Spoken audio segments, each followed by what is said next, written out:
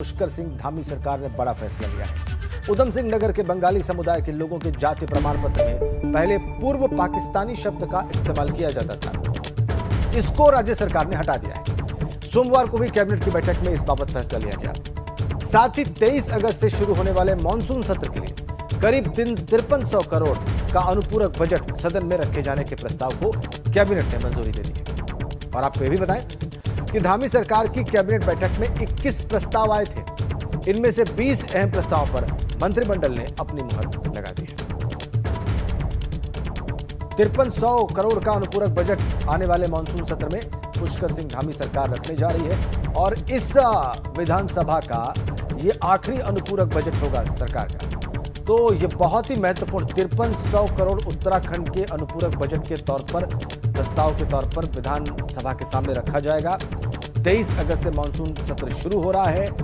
कल कैबिनेट की बैठक हुई, महत्वपूर्ण बैठक थी चूंकि 23 अगस्त से मानसून सत्र शुरू हो रहा है और उसमें 21 प्रपोजल्स थे कैबिनेट के सामने, 20 पर कैबिनेट की मुहर लग गई है। 5300 करोड़ का सप्लीमेंट्री बजट है जिसको इस बैठक में मंजूरी मिली है। कल की 23 अगस्त से मानसून सत्र शुरू हो रहा है और ये बहुत ही महत्वपूर्ण 23 अगस्त से जो मानसून सत्र शुरू हो रहा है उसमें ये अनुपूरक बजट, ये सप्लीमेंट्री बजट रखा जाएगा पुष्कर सिंह धामी सरकार की ओर से। बंगाली समुदाय के लिए बड़ा फैसला लिया गया है। जाति प्रमाण पत्र से पूर्व पाकिस्तानी शब्द को हटाने का फैसला लिया गया है। इसके बहुत सांकेतिक मायने हैं। पूर्व पाकिस्तानी शब्द लिखा जाता था जो बंगाली समुदाय को कास्ट सर्टिफिकेट इशू किया जाता था अब तक। अब धामी सरकार का यह निर्णय है कि यह पूर्व पाकिस्तानी शब्द हटा दिया जाए। इस प्रकार का कोई भी संकेत जातियों में न रहे। हम चलते हैं देहरादून। पंकज राणा इस बहुत ही महत्वपूर्ण खबर पर बात करने के लिए, जानकारियां देने के लिए हमारे साथ जुड़ गए हैं। पंकज, बहुत ही महत्वपूर्ण ये डेवलपमेंट्स हैं उत्तराखंड में। एक तो ये कि मानसून सत्र 23 अगस्त से शुरू हो रहा है और उसमें 5300 करोड़ का सप्लीमेंट्री बजट रखा जाएगा। और दूसरा जो महत्वपूर्ण अपडेट अभी हमने दर्शकों को दिया और जिस पर आपसे हम जानकारी चाहेंगे कि जाति प्रमाण पत्र में बंगाली समुदाय जो है उसके नाम के आगे से पूर्व पाकिस्तानी शब्द हटा दिया जाएगा। ये क्या बात है, इसको जरा विस्तार में हमारे दर्शकों के सामने रखें।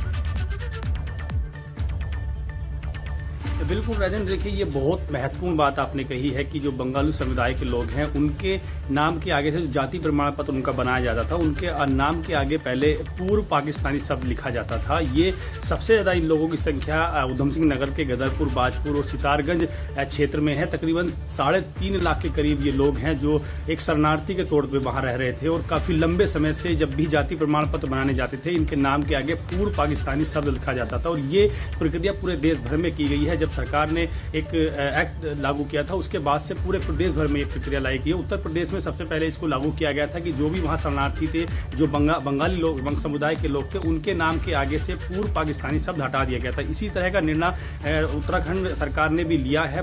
मुख्यमंत्री पुष्कर सिंह धामी कैबिनेट ने कल ये महत्वपूर्ण निर्णय लिया है। पिछले दौरान जो सितारगंज के विधायक हैं सौरभ बहुगुणा, उनके प्रतिनिधित्व में एक प्रतिनिधि मंडल ने मुख्यमंत्री पुष्कर सिंह धामी से मुलाकात की थी और उन्होंने ये आग्रह किया था कि उनके नाम के आगे जब जाति प्रमाण पत्र बनाया जाता है तो उनके नाम के आगे पूर्व पाकिस्तानी शब्द लिखा जाता है। दो उनके लिए बिल्कुल ठीक नहीं है क्योंकि लगभग 60 से 65 सालों से ये लोग यहीं पर निवास कर रहे हैं, बाजपुर, गदरपुर, सितारगंज और कुछ लोग खटीमा में भी रहते हैं। मुख्यमंत्री की विधानसभा क्षेत्र है तो उन्हीं के आग्रह के बाद कल पुष्कर सिंह धामी कैबिनेट ने यह महत्वपूर्ण निर्णय लिया है।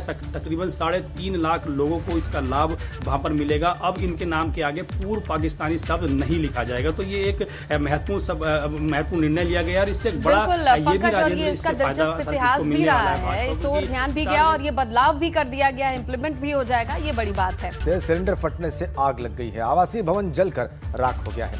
आग बुझाने में मां बेटी भी झुलसी हुई है। बरकोट तहसील के नंदगांव में यह हादसा हुआ है। बड़ी और एक्सक्लूसिव ये तस्वीर आप देख रहे हैं। आग बुझाने में प्रयास में मां बेटी झुलस गए। सिलेंडर फटने से हादसा हुआ। बरकोट में आप देखिए कैसे आग लग गई सिलेंडर फटने के बाद और धू धू करके ये घर जलता हुआ। इसे जब बुझाने का प्रयास किया मां बेटी ने तो वो झुलस गई दुर्भाग्यपूर्ण तरीके से। नंदगांव का ये मकान जो धू धू करके जल रहा है सिलेंडर धमाके के बाद।